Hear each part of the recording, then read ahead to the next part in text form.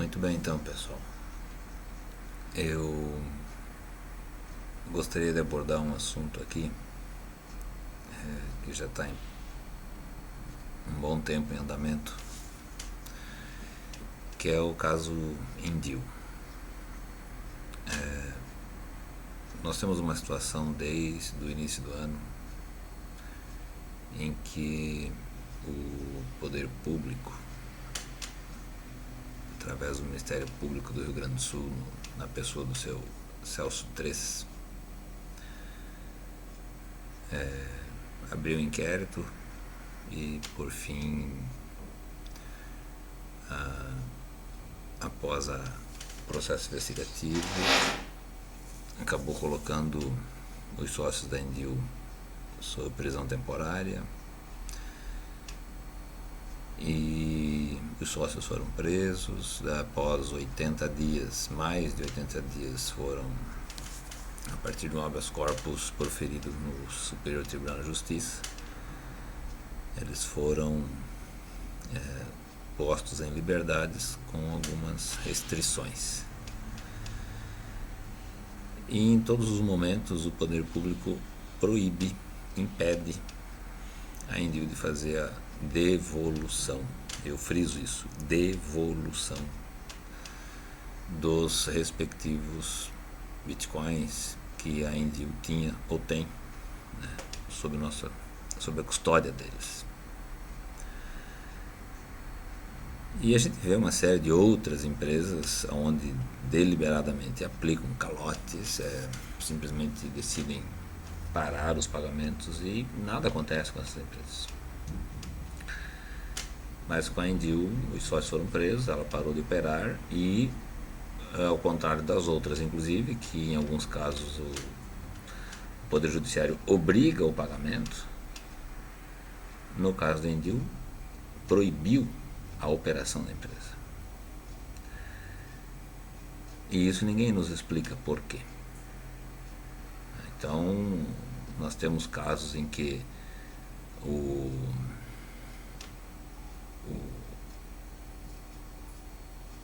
jornal, a mídia, os próprios investidores imputam aos sócios a culpabilidade de reter esses bitcoins quando poderiam fazer as devoluções. Pode. No entanto, existe um risco de isso acontecer, voltarem para o presídio. Existe uma determinação judicial proferida no nome do excelentíssimo ministro Sebastião do STJ, que está escrito ali. E, diferentemente das demais, ou de algumas das demais, onde se obriga o pagamento, aqui impede. Mas isso ninguém explica. Porque o Judiciário, assim como o Ministério Público, deve explicação para absolutamente ninguém. Podem fazer o que quiser, como quiserem, do jeito que quiserem. E, literalmente, absolutamente nada acontece. Então, hoje, por conta de um desespero meu, inclusive, me incluo nisso, se imputa a culpabilidade total aos sócios da Indil. Não isento a responsabilidade deles por ter permitido que isso chegasse onde chegou. Mas hoje existe uma parede chamada Poder Judiciário que está impedindo essa devolução. Então, que o Judiciário revogue essa restrição e obrigue a devolução. Porque o Poder Judiciário, assim como o Ministério Público, eles tinham a faca e o queijo na mão para manter esses sócios, né? Já que eles dizem serem criminosos, então obrigá-los a devolver tudo sob pena de ser mantido na prisão. Já que eles tinham tanta certeza que não haviam possibilidades de devolução, façam isso. Mas o fato é que, ao que tudo indica, eles têm grande convicção de que com essa determinação de obrigar a devolução, essa devolução acontece. E uma vez acontecendo essa devolução, os crimes deixam de existir. Toda aquela história da pirâmide que nem aparece na denúncia, né? Porque a pirâmide era a pirâmide. Depois, cadê a questão da pirâmide? Não existe. Não está na denúncia. O que está na denúncia é crimes contra crimes que ocorrem por exercer atividade exclusiva de instituições financeiras. Então essa é a explicação que eu quero.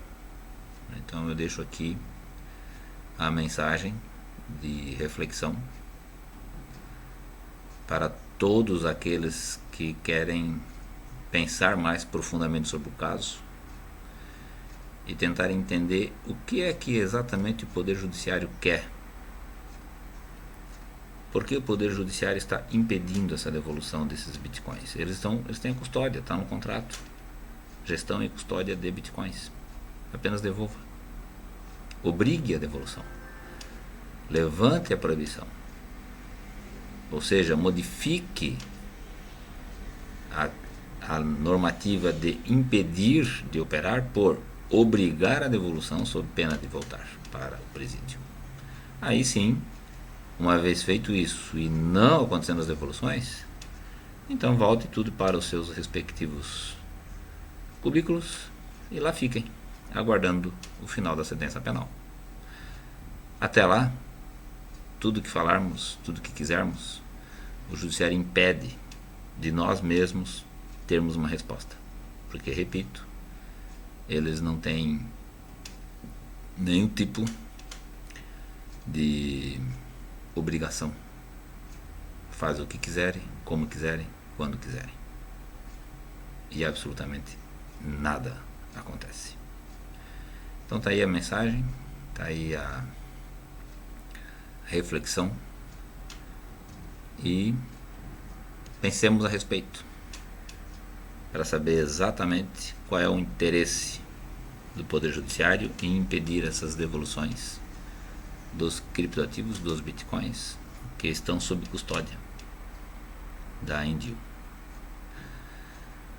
Essa é a minha mensagem e conforme tivermos informações adicionais, procurarei periodicamente colocar novas informações. Um abraço a todos aí e uma boa semana.